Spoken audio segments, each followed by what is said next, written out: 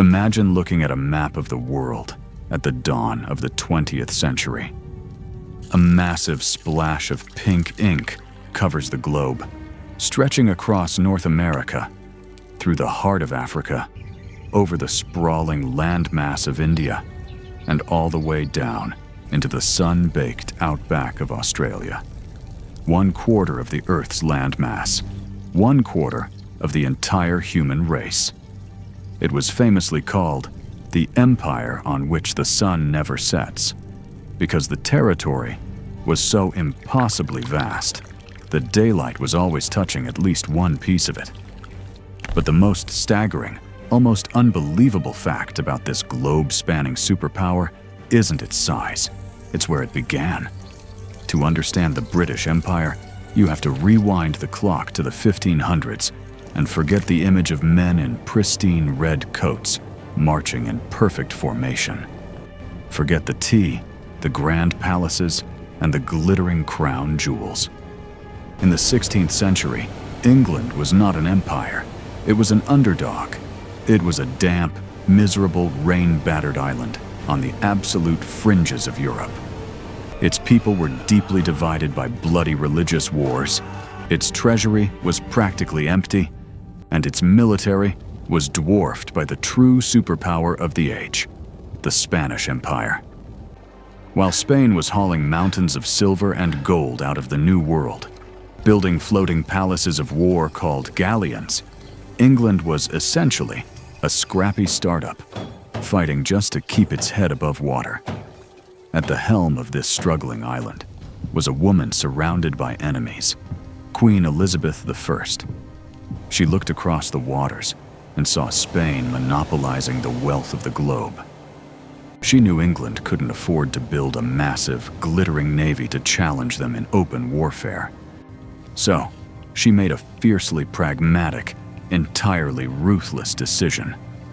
If she couldn't build an empire, she would steal one. The Queen quietly began sponsoring a new breed of sailors. To the English, they were brave explorers and privateers. To the Spanish, they were nothing more than state-sponsored pirates. Men like Francis Drake became the tip of the English spear. Imagine the scene in the freezing, violent waters of the Atlantic. A lumbering, gold-laden Spanish galleon caught in the crosshairs of a much smaller, faster English ship. The flash of cannons lighting up the fog, the splintering of heavy oak, the brutal hand-to-hand combat on blood-slicked decks. England was acting like a pack of starving wolves, taking down the fat beasts of the Spanish fleet one by one. It was highly profitable, but it enraged the most powerful man on earth. In 1588, the King of Spain finally decided to wipe this annoying island off the map. He launched the Spanish Armada, a fleet of ships so massive the sails literally darkened the horizon. For the English citizens standing on the white cliffs of Dover, lighting warning beacon fires in the dead of night, it felt like the end of the world.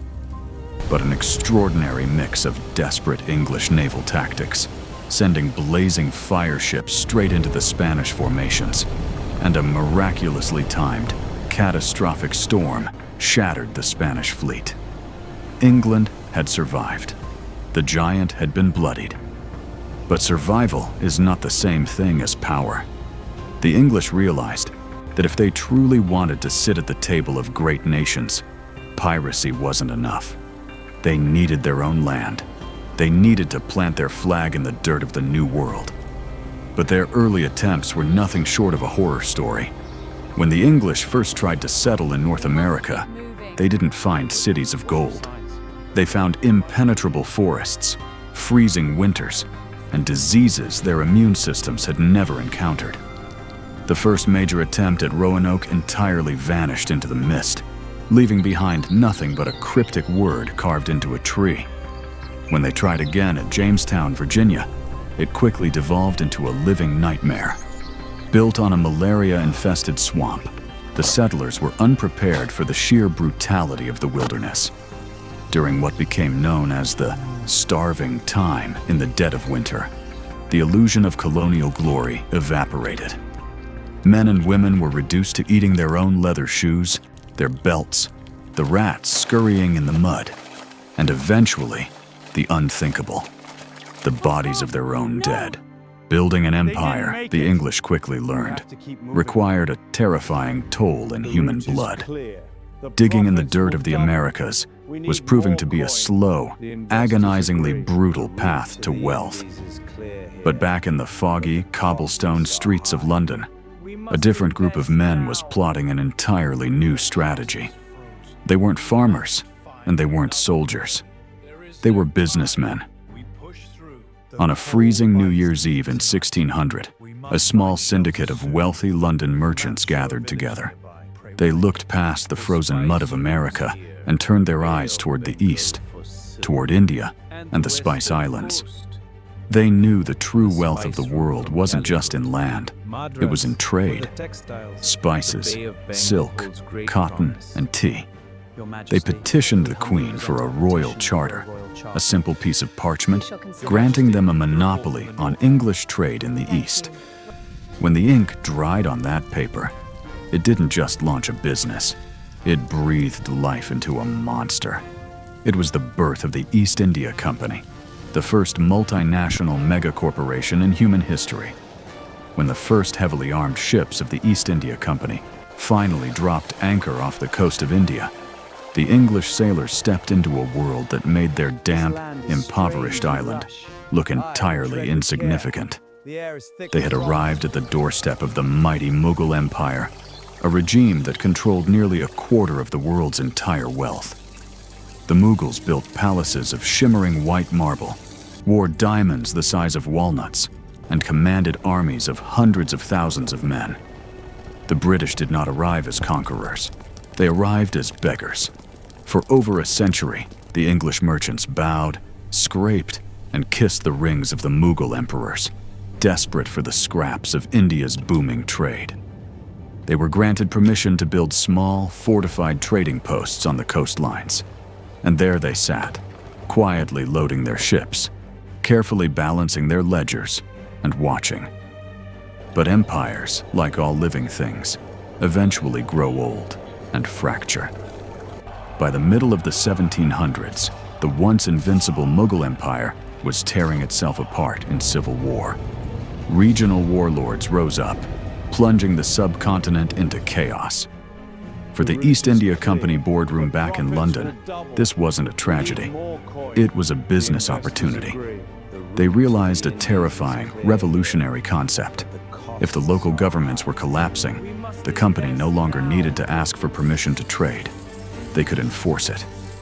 The executives in London began pouring money into a private corporate army, recruiting local Indian soldiers known as sepoys and arming them with the latest European muskets. The turning point, the moment the British Empire truly shifted from a trading nuisance to a global superpower, happened on a brutally hot, rain-soaked mango orchard at the Battle of Plassey. Commanding the East India Company's forces was an unpredictable, fiercely ambitious former clerk named Robert Clive. Clive was staring down the massive army of the Nawab of Bengal, the ruler of India's richest province. The Nawab's forces outnumbered the British by more than 10 to 1, boasting massive artillery pieces dragged by oxen and lines of armored war elephants. If this were a traditional war, the British would have been slaughtered. But Clive didn't fight like a traditional general. He fought like a ruthless corporate executive. Days before the battle, Clive had secretly met with the Nawab's top commander, Mir Jafar. Clive made a cold-blooded business proposal.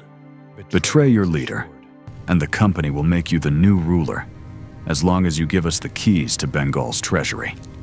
When the cannons finally roared at Plassey, Mir Jafar's massive flank of the Indian army simply refused to fight.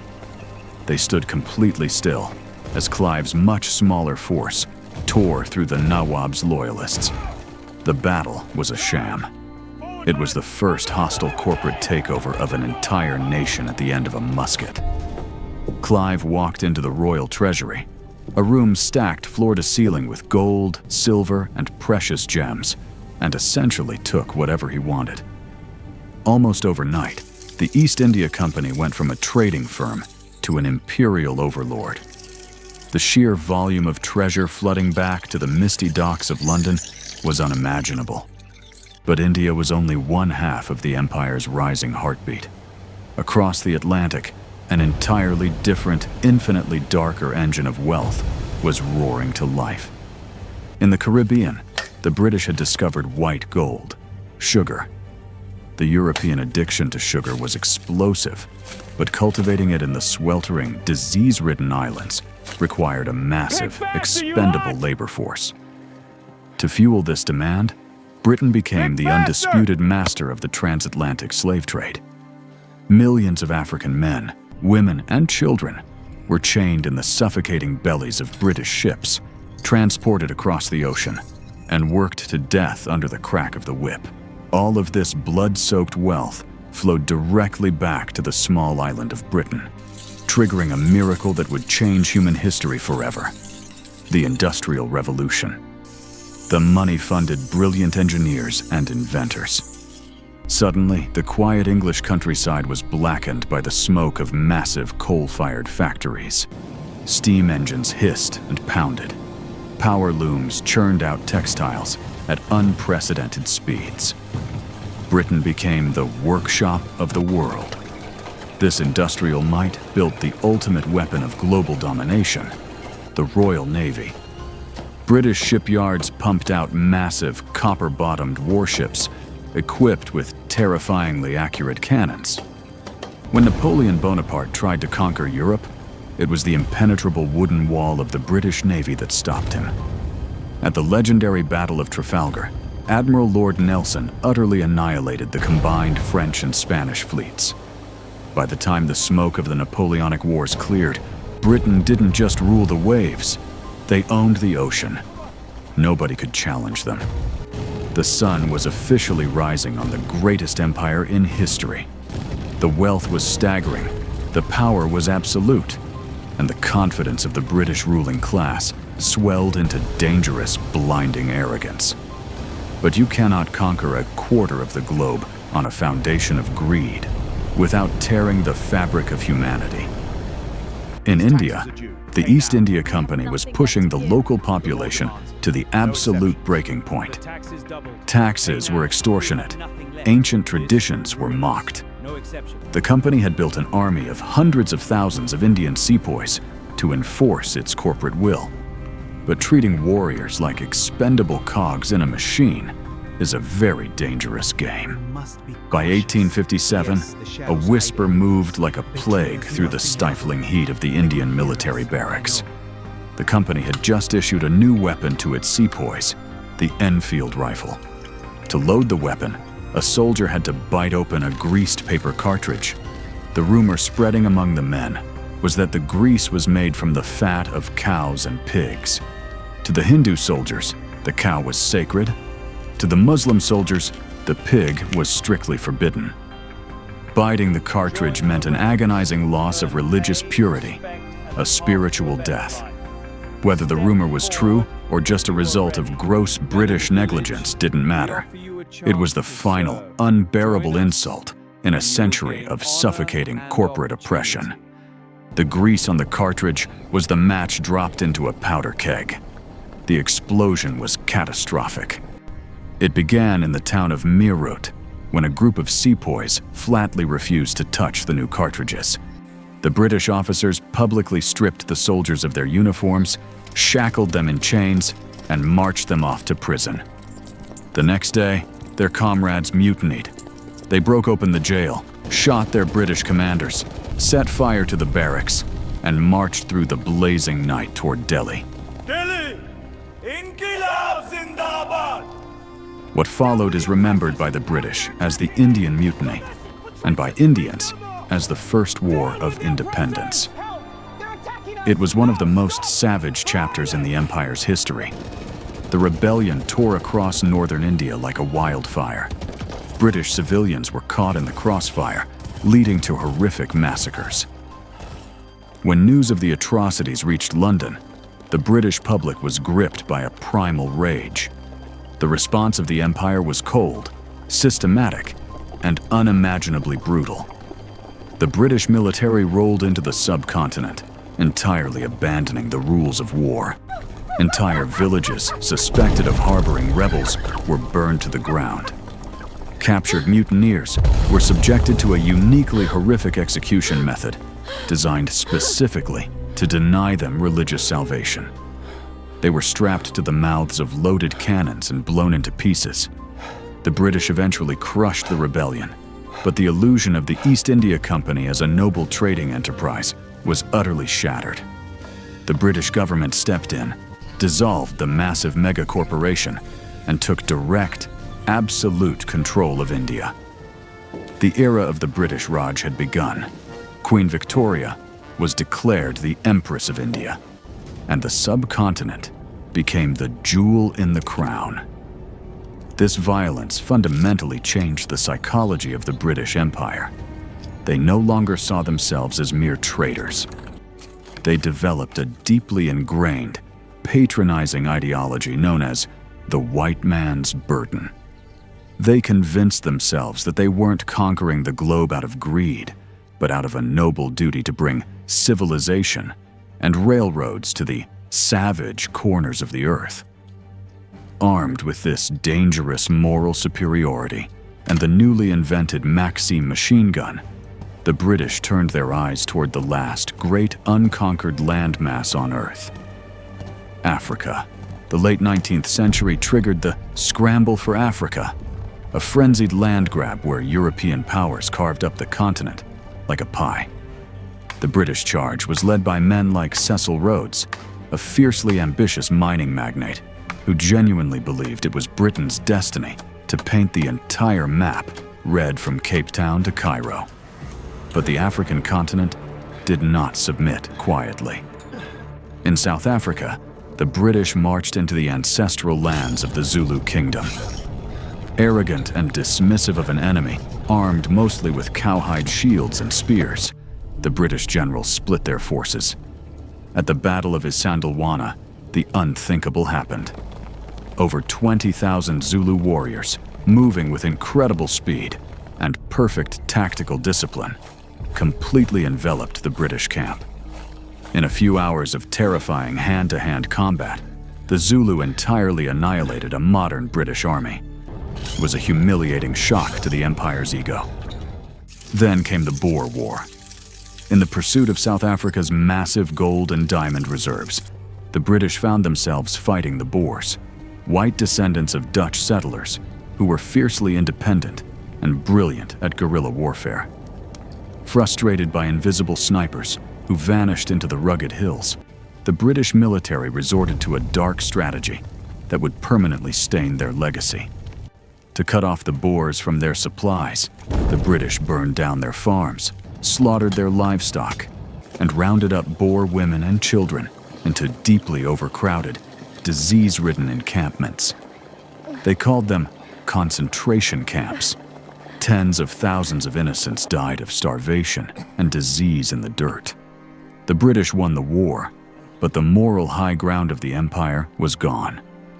The glittering facade of bringing civilization to the world was exposed as a hollow excuse for brutal extraction. As the calendar turned to the 20th century, the British Empire had reached its absolute territorial peak.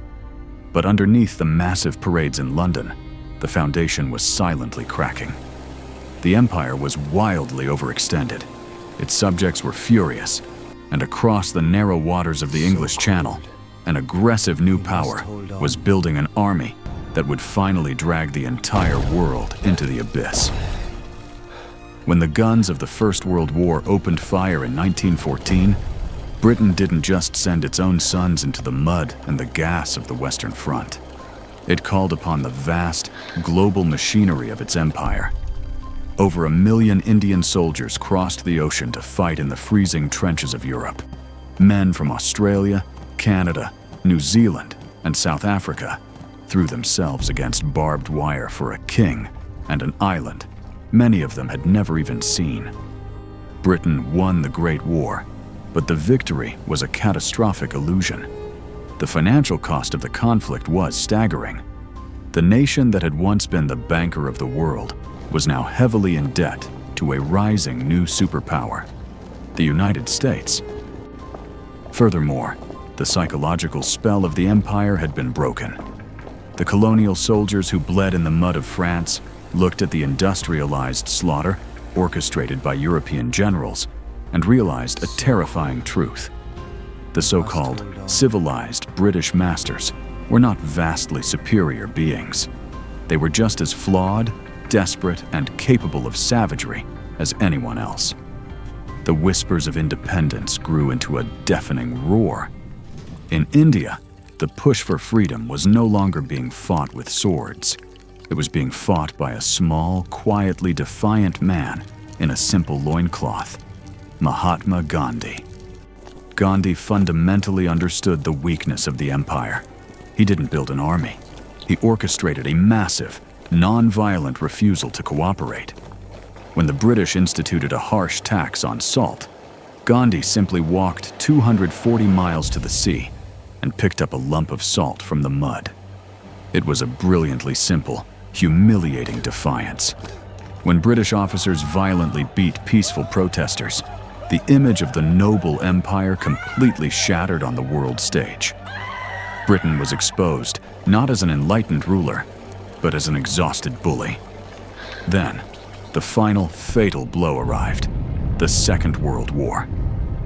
By 1940, Britain was fighting for its very survival against the terrifying war machine of Nazi Germany. To win, Britain had to mortgage whatever was left of its global power. They traded naval bases for American ships. They promised India eventual independence in exchange for critical military support. When the ashes of World War II finally settled, the map of the world had completely changed. The age of the European empires was over. The age of the American and Soviet superpowers had begun. Britain emerged victorious, but entirely bankrupt.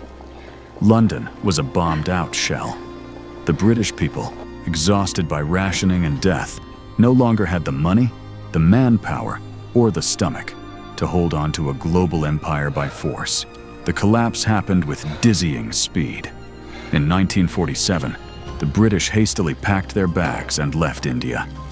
But their departure was a chaotic, bloody disaster.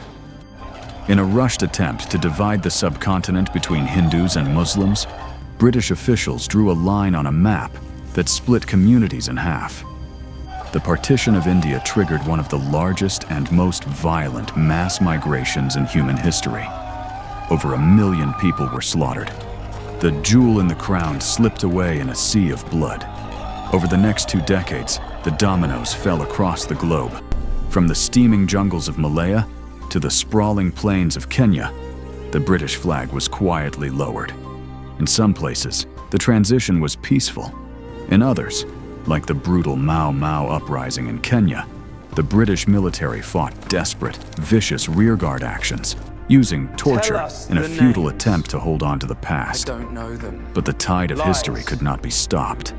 The massive pink splash that had once dominated the world map rapidly dissolved. Today, the British Empire is nothing more than a ghost. It leaves behind an incredibly complex, deeply polarizing legacy. It was an engine of unimaginable cruelty, built on the transatlantic slave trade, the plundering of ancient wealth, and the arrogant destruction of indigenous cultures. Yet, it also irrevocably wired the modern world together. It spread the English language, creating a global tongue for commerce and science.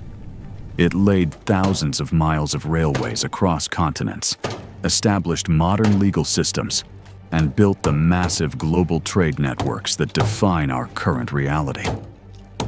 The story of the British Empire is the story of human ambition pushed to its absolute, terrifying limits. It is a testament to what a small, rain-battered island on the edge of Europe could achieve through sheer, ruthless willpower and technological dominance. But it is also a profound warning about the fleeting nature of power. Because if you stand today on the foggy banks of the River Thames in London, watching the grey water flow past the towering monuments of forgotten kings, you realize a quiet, inevitable truth. The sun never set on the British Empire, but eventually, the world simply decided to wake up and leave the empire in the dark.